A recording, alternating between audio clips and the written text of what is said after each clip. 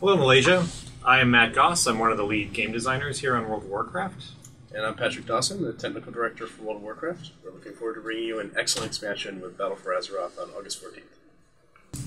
So the two screenshots are actually kind of the, we refer to as the instigating event that happens in Battle for Azeroth.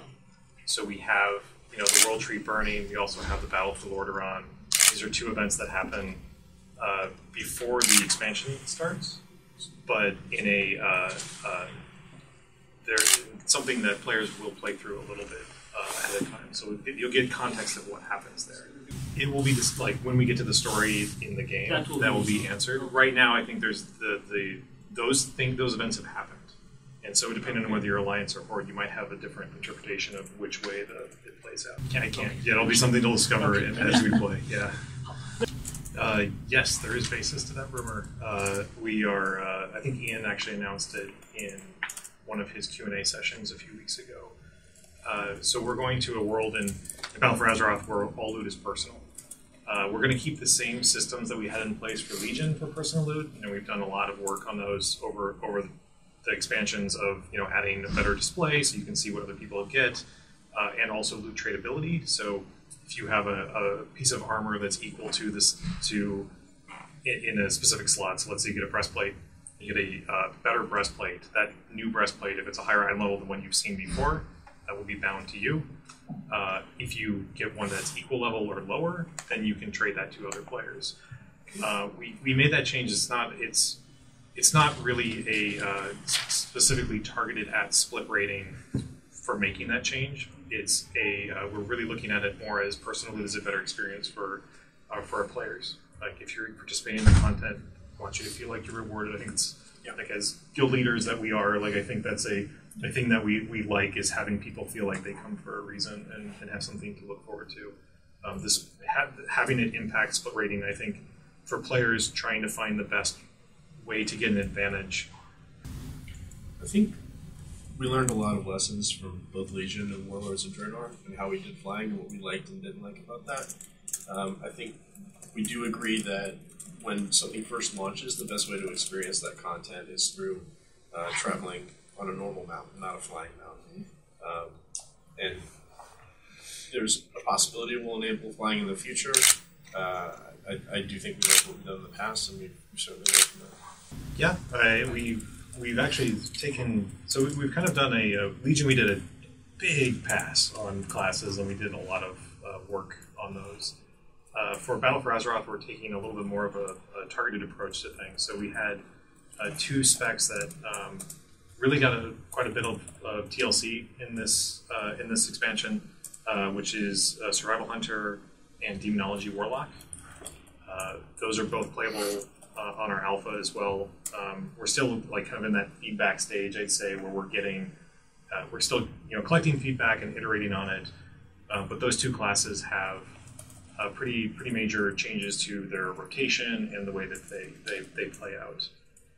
We're always looking I think almost every spec and every class has a couple talents that have shifted, have a couple things that have changed, but for the majority, the two biggest changes will be in those two specs. No, I think you're misinterpreting it. It's not that we're buffing a class spec. It's more that there are buffs that you add in the game. It's like auras on your character.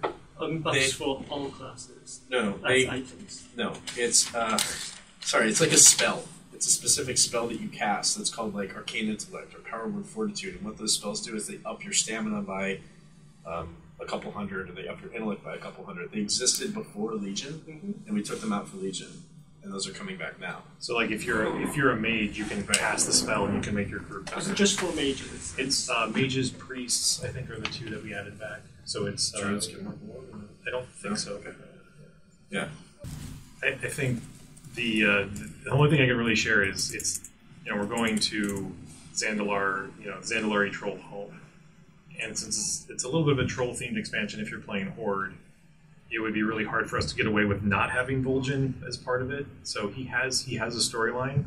I don't have much more to share at this time, but there is he will make an appearance and he'll be part of the expansion. Maybe Gladiator or something. Top ladder play.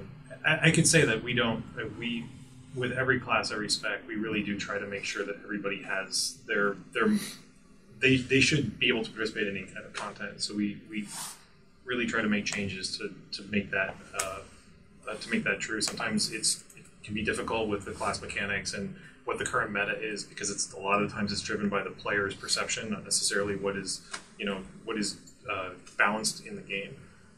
But it's not intentional for us to leave any spec out or any class out when we do that. That's something we're looking at. We'd like to. We look at it as a system that we can add more places to in the future. We don't have anything more to share at this time on how many we'll have or which ones we'll have. I think some of it depends on the story of what we tell too, like what locations make sense from a story side to bring into that. I think the 3-person cap was just about trying to make it feel like an exploration. And I think there's a number when it goes up. If it's higher than that, I think it starts to feel like you have less control over what you're seeing and what you're going to.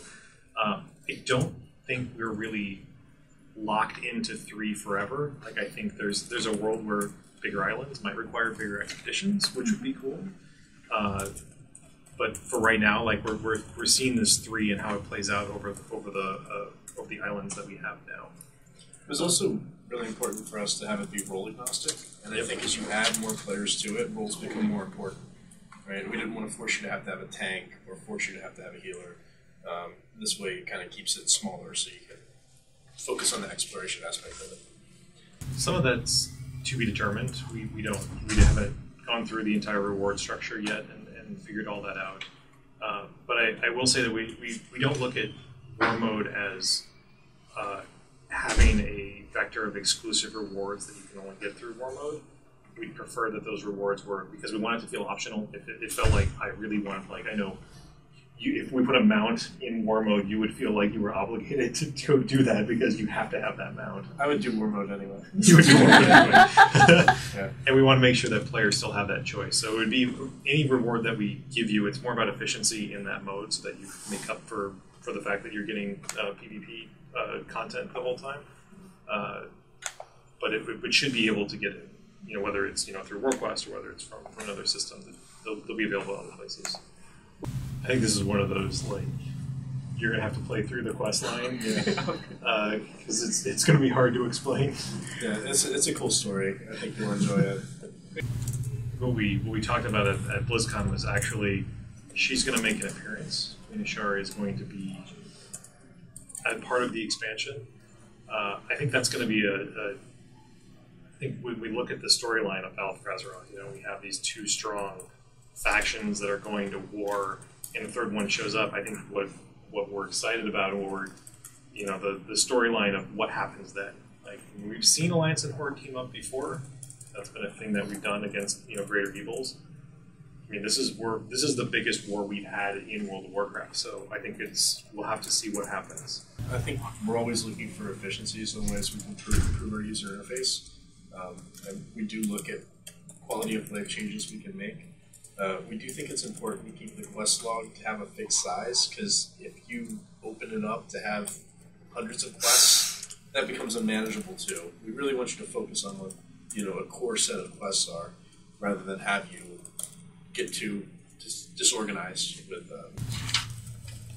I can add to one thing we're trying to do is try to make sure you're not getting quests that you don't want to do. I think we had a little bit of a overdone in Legion where you would just get a quest that you would hold on to for a long period of time, and then they would just take up a quest slot for that period of time. But you didn't want to get rid of it, so we're going to try to minimize that going forward in Battle for Azeroth. Minimize that types of quests. Yeah.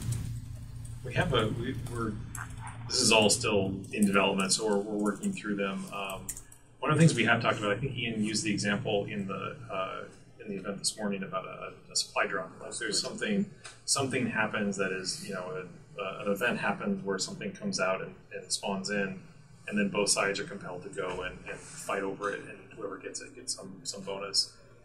Specifics on that, like a little bit of TBD and a little bit of feedback and play testing. We need to figure out, how often they show up, what they look like, what the rewards are, and those things are still being worked out. I think this is one of those things that should be on alpha and around the corner sometime. Again, a lot of it depends on rewards. Like if it feels like a reward that if I'm in the zone and a supply drop happens and I want to run over and do it, then I think that has a different cadence than it does if it's like, say, rewards such as rare mounts in the game that we've had in the past. So we're sticking with that first reward mechanism, for these events. But we look at War Mode as a platform for events. Like we're going to add more and more things to them over time. So who knows in the future, like what scale? I think we're going to start rather small, and I think we can something we can build on in the future. Hey guys, if you like our content, do like and follow our page.